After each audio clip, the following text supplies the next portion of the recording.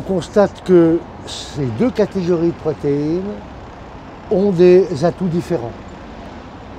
Et la grosse différence finalement entre ces deux types de protéines ne tient pas seulement à leur contenu ou à la nature elle-même des protéines, mais à la matrice alimentaire dans laquelle elles se situent.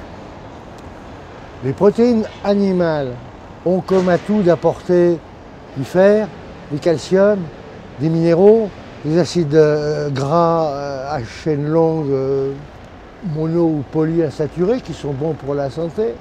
A l'inverse, les protéines végétales sont contenues dans des aliments végétaux, par définition, qui apportent aussi des fibres, des antioxydants, des phytomicronutriments, qui sont eux aussi bons pour la santé. Donc en fait, à travers leur matrice alimentaire, protéines animales et protéines végétales apparaissent parfaitement complémentaires. À l'heure actuelle, dans le monde occidental, on consomme sans doute un petit peu trop de protéines animales et pas assez de protéines végétales.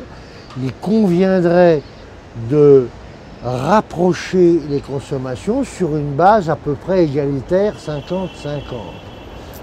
Tout extrémisme, dans un sens comme dans l'autre, peut favoriser des pathologies comme l'obésité, le diabète, les maladies cardiovasculaires, certains cancers, notamment le cancer colorectal, en raison du fer qui constitue la viande. De l'autre côté, un excès de protéines végétales n'est pas souhaitable.